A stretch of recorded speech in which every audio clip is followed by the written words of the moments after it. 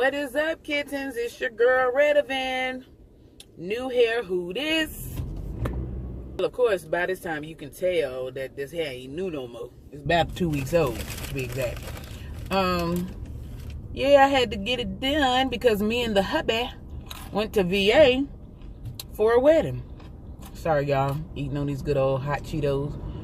Yeah, and it was lovely. You know, I had a wonderful time. First of all, shout out to B and Remy. That's who we went to go see get married. And it was just a beautiful getaway. You know, the kids stayed with my mother and in Charlotte, and then we went to Alexandria, Virginia. You know, it was real nice, right by the water, you know, close to DC. Didn't get to eat as many crabs as I banked on in such a short period of time, but the food that we did eat, well, the restaurant we ate at called Vola's, V-O-L-A, excuse me, had some bomb food. First of all, I had this chowder. It was Chesapeake Bay chowder is what it was called. It had the thick, you know, the thick frothy broth or whatever. It had that. It had lump crab meat. It had corn. It said bacon on the menu, and at first I was like, can I get it without the bacon? But I was like, you know what? I'm trying to try new things. So it had little hints of bacon to like flavor it. But it wasn't overpowering. Like everything was an equal amount of just greatness. It was that good. What else? It also it had potatoes in it. You know, anything to make a true chowder is potatoes and corn. So what else? I had a crab cake with Old Bay fries. My husband had this big ass chicken sandwich with Old Bay fries or whatever, and he was like, look, he was like, this sandwich is so bomb, like for real. I mean, I could have lived in a bowl of chowder and not even ate my meal. You know what I'm saying? It was that damn good. Like, I'm telling y'all, Jesus was in that kitchen. Then the wedding was straight and to the point. They didn't write no vows or anything, and there's nothing wrong with that. Because people get it twisted. Everybody wants to put on production. But the production is really for the people to come see you getting married. Like, it doesn't make you any less married if you don't have no big ceremony. Me and my husband didn't have one by choice. So, excuse me, we went to the Justice of the Peace. Paid the good judge $20 good, and I do, and had it done, and then ate at our favorite Japanese restaurant afterwards. It was what it was, you know. I mean, to each his own. So, they had their wedding at a venue. Of course, we got there late. True black folk fashion. But, all in all, it was just a beautiful occasion, you know, and to be there for some friends, celebrating their love, basically. Overall, like I said, the trip was just phenomenal. It was just a way to get away. A way for me and my husband to reconnect, because we haven't been traveling like that like we used to. Able to connect. One thing I can say about me and my husband, when we go on road trips together, just us, no kids, we definitely like to tune into each other or check in on each other. And it's more than just us saying, oh, well, how was your day? How was work? How did you sleep? You know, type situation. It's more or less one of those, let's tap into each other's mindsets for the moment. Because he knows it was such a struggle in the beginning for me to try to cope and adapt with having lupus. And anyone that's been through this situation firsthand, you already know, especially for women, you already kind of feel like, well, you know, I'm stretching myself too thin because I got kids to think about. I got a husband to tend to. I got a house to tend to. I got appointments to keep up with. And especially because my daughter isn't in daycare, but yet her appointments are piled on top of mine because she has 2 days of speech therapy now and 1 day a week with her intervention specialist. So then put that on top of, luckily, I don't have to see my rheumatologist but every other month, like every 3 months or so. Or at least that's the schedule she has me on, because evidently I'm doing well enough. I don't need to be seen every month like I was in the beginning.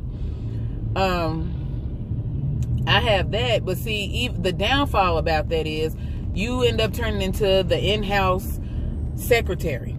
And it does get on your nerves, you know, not because I'm all about taking care of my family, but it's just for the simple fact, like, damn, because I have to help take care of my family, you know, it ends up being a lot and being overwhelming. And then you start losing yourself, because I know I made a video before. I lost myself for a minute, you know. I wasn't myself. I didn't like who I was turning into. I didn't like who I was at that moment. And now things are starting, just little bitty things like going to get my nails done, trying to do something to my hair, trying to look presentable, you know, because you can fall into, first of all, you fall into that once you get married or once you start having kids, you fall into that comfortable mode. And not to say you don't care about your appearance, but you do feel like the comfy life, you know what I'm saying, it's easier, it's more manageable, it's time effective, you know what I'm saying. You don't have to spend a lot of time with throwing on a pair of yoga pants, leggings, or sweatpants and a shirt, you know what I'm saying, and some tennis shoes, which there's nothing wrong with that. But at the same time, you just like to feel like a woman again, you know. You like to feel like you're being heard, that, you know, your opinion matters, that your opinion, like, you're just you, that you count. So I just expressed to my husband, like, you know, I hate feeling like that I gotta have my selfish days. I was like, but I'm spread so thin, and I have to pretty much share every aspect of my life with everybody in that house, that I feel like I don't have anything to myself, you know what I'm saying. And you realize that you're not being selfish, you're just trying to find your peace, trying to find your sanity, trying to find your break even in that house, where it's like, there's nothing wrong with having a little something for yourself, because in the end, every single part of your life cannot be shared with everybody. It's just not gonna happen. And it also brought me to this year, I had recently posted something on Facebook, because I found myself falling into that trap a lot, you know, being so given of myself. Not saying that I didn't involve myself with others that weren't giving anything to me, but the relationship wasn't as reciprocal as I felt like it could be. You know, when you have this sickness, you don't have, like, I don't want nobody to stop what they got going on in their life for me, but it doesn't take but a few minutes to text somebody and check on them and see how they doing, you know. And after a while, I just got tired of that shit, because I was always mentally and emotionally tapped into what my friends and family members or whatever was going through, but yet I wasn't receiving that in return. And so after a while, you get so drained of the bullshit. And I'm a very strong person, but even I got my breaking points, and even I got my moments. And I feel like at some point, the fact that I would even have to bring it up to you is already a damn problem. I just refuse to let people continue to drain me with their bullshit just because you weren't dealt a fair one. You know what I'm saying? Hell, life ain't fair for nobody. Even a motherfucker that got a lot of money don't have it that easy. So let's not get it twisted.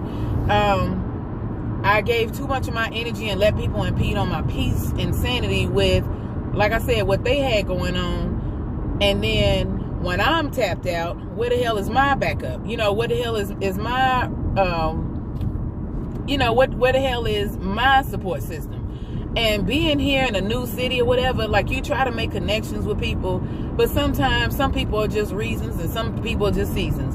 And lately I've just been meeting a lot of seasonal people, you know what I'm saying? And so at this point, I feel like I owe it to myself to just keep me first, you know what I'm saying? Now, if you want to come around and stuff, I'll welcome you, because it ain't no love lost, but I just can't fuck with you like that super hard, you know what I'm saying, anymore, because I feel like it's now become a one-sided situation. And people don't realize, when you have autoimmune, the first thing that will take you on a whole nother situation and turn it into something worse is stress. And I've learned that I cannot stress about a lot of stuff. I can't process stress like I used to. Stress is what attributed probably to me being sick in the first place, outside of it being hereditary, because I found out, you know, that my older sister has it, so on my daddy's side. And so, you know, just knowing that I gotta keep my health intact, it means if I gotta cut off a motherfucker or 2 or 10, I'll do it. Because anybody that knows me, that really truly knows me, I have cut off people with no hesitation. And this is pre-lupus, because let me tell you, I'm only, I'm in year 1 of my, slipping into year 2 of my diagnosis. Trust and believe, I have no time for the bullshit. You know what I'm saying? And I'm never going to apologize by keeping me first and keeping my health together. But my thing is, I pretty much, how it is about the universe, you get back what you put out there.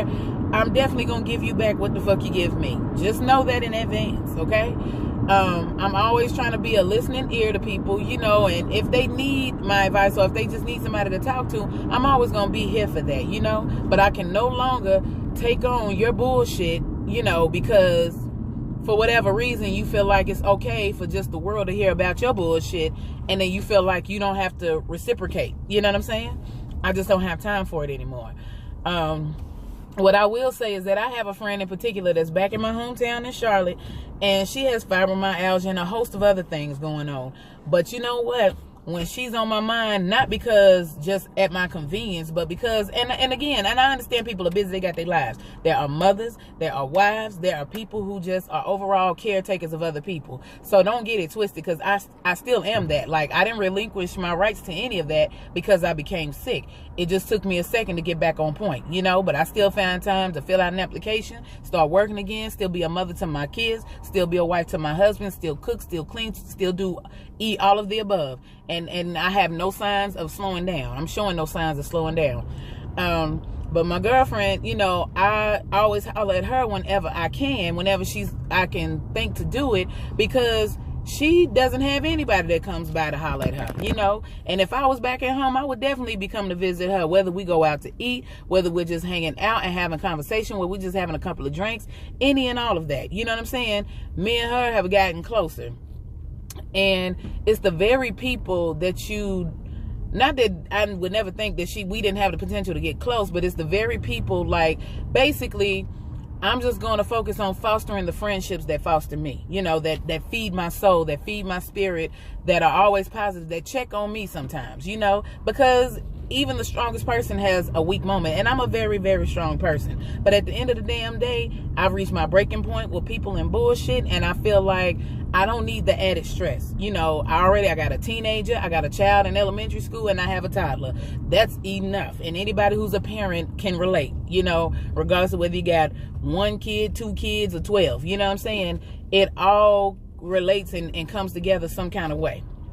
But yeah, y'all, that's basically what this video is about. You know, just having to cut certain ties and not feeling bad about it. You know, like, I never feel bad about it, but I'm just saying, don't feel guilty or whatever, like you owe something to that person or owe something to that situation, because once you've given everything that you can and you feel like you're not getting anything in return, it's okay to put yourself first enough to be like, you know what, I don't have time for this anymore. I can't. Like, I love you, but I'm going to love you from afar. You know what I'm saying? I'm going to love you and watch your head get small in the distance, because what I'm not going to do is put anybody and their bullshit above me and my health. It's just not worth it. And if somebody that you thought was truly your friend or whatever to you, whatever the relationship is, if you really thought that highly of that person and they ain't think so much as highly of you, you will know. Trust me, it was showing their actions. So, with that being said, I'm going to need y'all to comment, like, and subscribe, share, rate, you know what I'm saying? Drop me a line or something, you know, comment section below, and give me some suggestions for topics or whatever you like for me to touch on. Again, you know, I don't do politics or religion, so I'm going to tell you that up front. Don't even drop that, you know, don't even drop it below. I'll put my email down at redavyn@gmail.com, my Instagram page, The Purple Hearts, and I will holler at y'all at the next video. Peace.